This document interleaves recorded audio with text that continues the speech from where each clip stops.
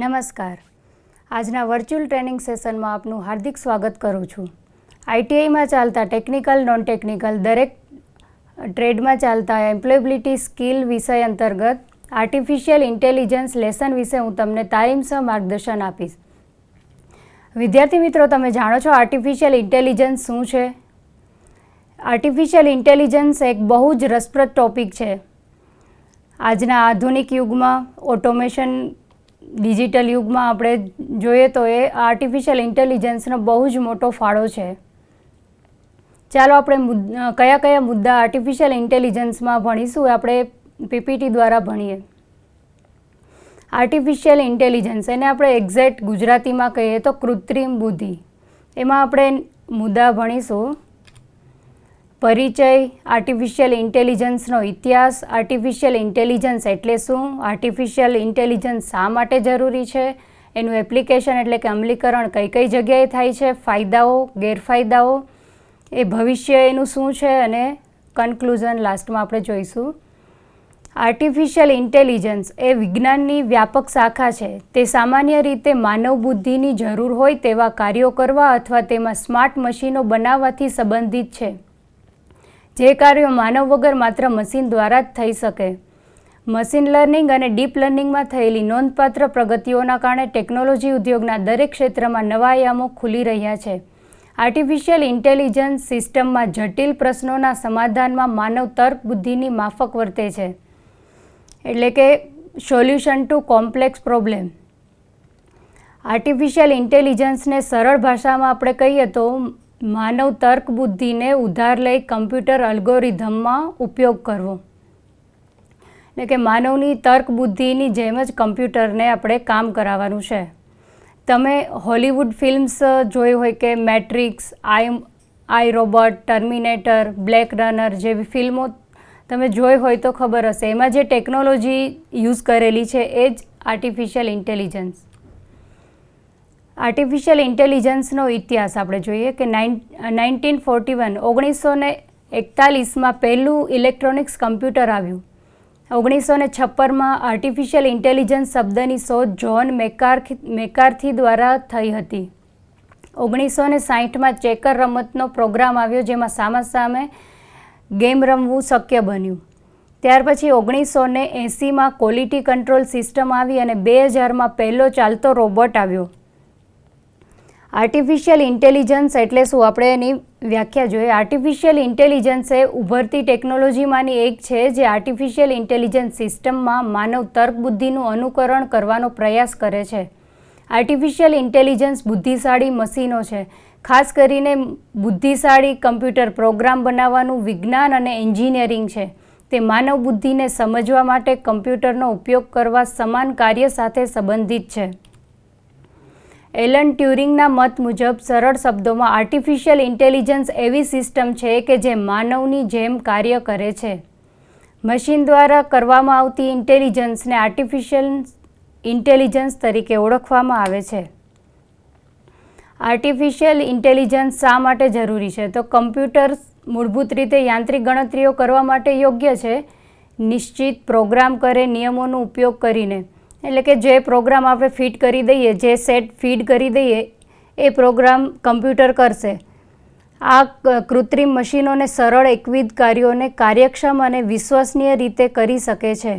જ્યારે માનવ તર્ક બુદ્ધિની અમુક મર્યાદાઓ છે, એટલા માટે આપણે આર્ટિફિશિયલ ઇન્ટેલિજન્સની જરૂર છે. માનવ તર્ક બુદ્ધિની અમુક મર્યાદાઓના કારણે આપણે આર્ટિફિશિયલ ઇન્ટેલિજન્સ જરૂર છે. વસ્તુની ઓળખ, એટલે માણસ મશીનની જેમ યોગ્યતાથી વસ્તુને કેવી રીતે ઓળખે છે તે સમજાવી શકતો નથી. માણસ મશીનની જેમ પ્રોપરલી વસ્તુને ઓળખાવી શકતું નથી. સેકન્ડ છે ફેસની ઓળખ. માણસ ફેસની ઓળખ સમજૂતી દ્વારા બીજાને સમજાવી શકતો નથી. કલરની ઓળખ, રંગોની ઓળખ માણસ ખરેખર તેમના માપદંડથી નથી કરી શકતો. એપ્લિકેશન ઓફ આર્ટિફિશિયલ ઇન્ટેલિજન્સ, એટલે કે એમનું અમલીકરણ કઈ કઈ જગ્યાએ થાય છે? તો ફર્સ્ટ છે એક્સપર્ટ સિસ્ટમ્સમાં, like medical diagnosis, chemical analysis, medical diagnosis એટલે કે ફોર એક્ઝામ્પલ આપણે લઈએ કે MRI મશીન્સ, કે તો એ શું કરે છે કે બોડીમાં ક્યાંય પણ ટ્યુમર હશે કે કોઈ પણ જગ્યાએ કંઈ રોગ છે તો એ ફાઇન્ડ કરી દે છે. ત્યાર પછી આર્ટિફિશિયલ ઇન્ટેલિજન્સ નેચરલ લેંગ્વેજ પ્રોસેસિંગમાં વપરાય છે. આર્ટિફિશિયલ ઇન્ટેલિજન્સ નેચરલ લેંગ્વેજ પ્રોસેસિંગમાં વપરાય છે, એટલે કે natural language processing is enable people and computer to communicate in a human language not in machine language. એટલે કે કમ્પ્યુટર એ માણસની લેંગ્વેજ સમજી શકે અને બોલી શકે. કમ્પ્યુટર ફોર એક્ઝામ્પલ કે ઇંગ્લિશ લેંગ્વેજ એ સમજી શકે અને બોલી પણ શકે. Third one, speech recognisation. For example Alexa speaker, તો એ આપણી લેંગ્વેજ હ્યુમન લેંગ્વેજ સમજી શકે છે અને આપણને એ જ લેંગ્વેજમાં આન્સર પણ કરી શકે છે. ફોર્થ વન છે computer vision, like understand there surroundings, કે આજુબાજુનું સરાઉન્ડિંગ પણ એ સમજી શકે મશીન. ફિફ્થ વન છે રોબોટિક્સ, એટલે કે ઇલેક્ટ્રોમિકેનિકલ ડિવાઇસ. ત્યાર પછી આપણે આર્ટિફિશિયલ ઇન્ટેલિજન્સના ફાયદાઓ સમજીએ. માનવીય ભૂલમાં ઘટાડો.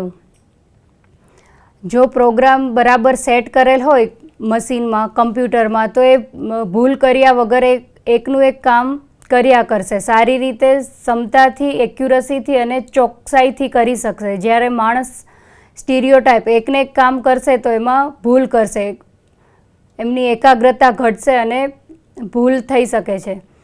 સેકન્ડ, મનુષ્યને બદલે જોખમ લે છે. મશીન શું કરે છે, ઘણા એવા કામો હોય છે કે એ કામ મનુષ્ય દ્વારા કરવામાં આવે તો એને જોખમ રહેલું છે. ઉદાહરણ તરીકે કચરાનું કલેક્શન અને બધા કચરાને ફિલ્ટ્રેશન અલગ અલગ પાડવા, કે પ્લાસ્ટિક કચરો, જૈવિક કચરાઓ, કાચનો કચરો છે, બરાબર. તો એ બધાથી માણસને ઇન્ફેક્શન લાગી શકે છે, વારંવાર ઇન્ફેક્શન થાય, એલર્જી લાગે, પેટના દુખાવા થાય, આ બધું જોખમ રહેલું છે. જ્યારે એ વસ્તુ આપણે રોબોટ દ્વારા, કોઈ મશીન દ્વારા કચરાનું ફિલ્ટ્રેશન કરવામાં આવે તો એ જોખમને આપણે ઘટાડી શકાય છે. ત્યાર પછી છે પુનરાવર્તિત કાર્યમાં મદદ. જે કાર્ય વારંવાર કરવાનું હોય છે તે કાર્ય કરવામાં માણસ કંટાળો અનુભવે છે, પરંતુ તે કાર્ય મશીન દ્વારા સરળતાથી કરી શકાય છે. ત્યાર પછી છે 24/7 ઉપલબ્ધ. મશીન છે થાકતું નથી. જ્યારે માણસને થાક લાગે છે એ 24/7 કામ કરી શકતું નથી. કન્ટિન્યુઅસ કામ માણસ કરી શકે નહીં, જ્યારે મશીન દ્વારા આપણે કામ લઈ શકાય છે. ત્યાર પછી છે ઝડપી નિર્ણયો. આર્ટિફિશિયલ ઇન્ટેલિજન્સ સિસ્ટમમાં ફીડ કરેલ પ્રોગ્રામની મદદથી માણસ કરતાં પણ ઝડપથી નિર્ણય લઈ શકે છે. સાયન્ટિસ્ટોનું કહેવું છે કે સ્પેસ શટલમાં કંઈ પણ ખરાબી આવે કે ફોલ્ટ આવે તો મેન્યુઅલી કામ લેવામાં આવે તો વાર લાગે છે ડિસિઝન લેતા, જ્યારે મેન્યુઅલી અને મશીન દ્વારા બંને દ્વારા ફાઇન્ડ કરવામાં આવે કોઈ પણ પ્રોગ્રામ તો એને ઇઝીલી ડિસિઝન લઈ શકાય છે. આર્ટિફિશિયલ ઇન્ટેલિજન્સમાં આપણે હવે ફાયદાઓ જોયા અને એમાં લાસ્ટ છે કે આર્ટિફિશિયલ ઇન્ટેલિજન્સની મદદથી ડિજિટલ સહાય.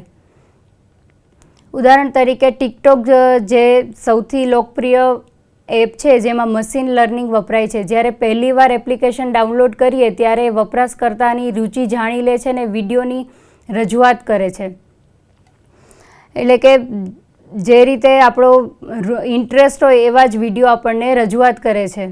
એ આપણી રુચિ, એમાં કૂકીઝ ફિટ કરેલી હોય છે કે જે આપણી રુચિ જાણી લે છે અને એ જ પ્રમાણેના વિડીયો આપણને વધારે રજૂઆત કરે છે. નેક્સ્ટ છે લર્નિંગ, જાણકારીમાં ફાળો. રોજબરોજ ઉપયોગ માટે એપ્લિકેશન જેવી કે ગૂગલની અમુક એપ્લિકેશન છે, okay Google, Google map, Google lens, Google translator અને એલેક્સા, જે આપણે વાત કરી મેં કે એક સ્પીકર છે, સ્માર્ટ સ્પીકર જેવી એપ્લિકેશનનો આપણે રોજબરોજ ઉપયોગ કરીએ છીએ. ત્યાર પછી આપણે આર્ટિફિશિયલ ઇન્ટેલિજન્સની મર્યાદાઓ જોઈએ. આર્ટિફિશિયલ ઇન્ટેલિજન્સના ઘણા ફાયદાઓ સાથે મર્યાદાઓ પણ છે કે એમની બનાવટની ઊંચી કિંમત છે, કોસ્ટલી છે, ટેકનોલોજી કોસ્ટલી છે, માનવીને આળસુ બનાવે છે.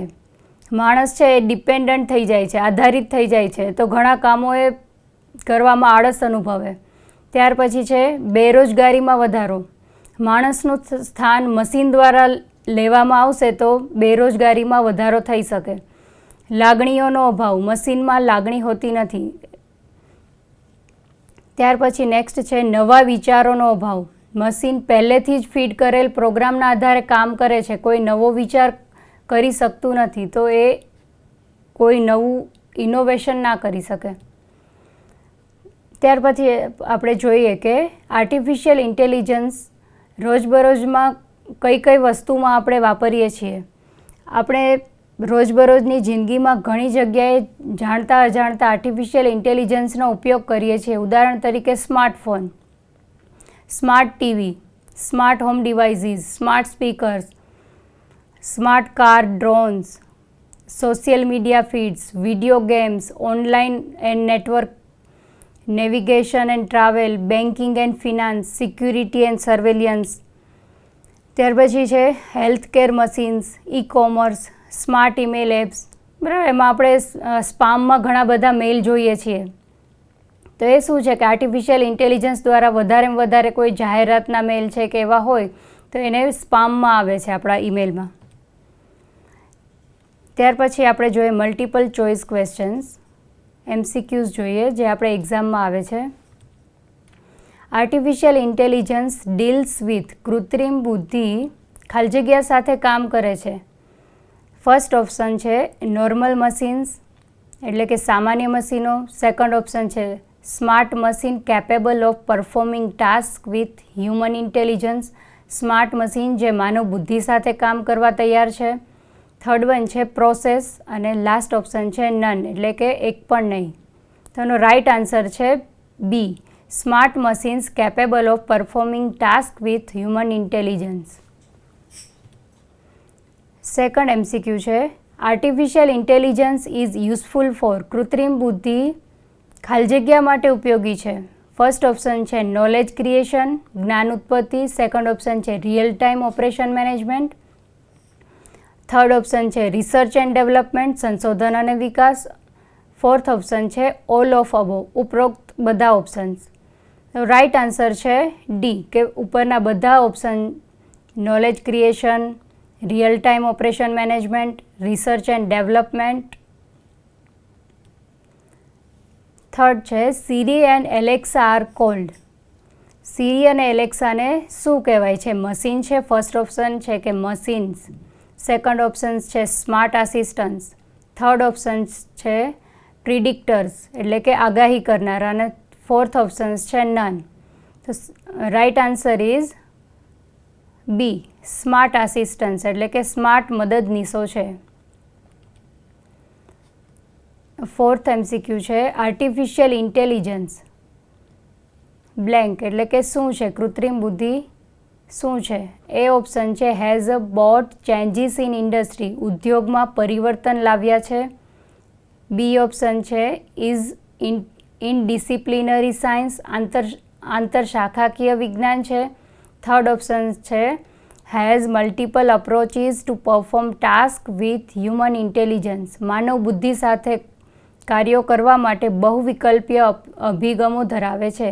ને લાસ્ટ ઓપ્શન્સ છે ઓલ ઓફ અબો, કે ઉપરના બધા જ ઓપ્શન્સ. રાઇટ આન્સર છે ડી, ઓલ ઓફ અબો, ઉપરના બધા જ ઓપ્શન્સ આર્ટિફિશિયલ ઇન્ટેલિજન્સ માટે જરૂરી છે.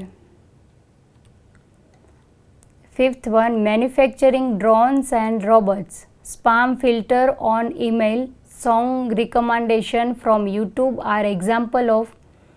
ડ્રોન અને રોબોટ્સનું ઉત્પાદન, ઈમેલ પર સ્પામ ફિલ્ટર, યુટ્યુબ તરફથી ગીતની ભલામણ એ કયા ટાઈપના ઉદાહરણો છે? ફર્સ્ટ ઓપ્શન છે આર્ટિફિશિયલ ઇન્ટેલિજન્સ એપ્લિકેશન્સ, કૃત્રિમ બુદ્ધિ એપ્લિકેશન. બી ઓપ્શન છે ક્લાઉડ એપ્લિકેશન. થર્ડ ઓપ્શન છે સર્વર ટાઈપ. ને ફોર્થ ઓપ્શન નન. તો રાઇટ આન્સર છે એ, આર્ટિફિશિયલ ઇન્ટેલિજન્સ એપ્લિકેશન્સ. આભાર. આશા રાખું છું કે આપણે આ લેસન પરથી જાણવા અને શીખવા મળ્યું હશે. આભાર.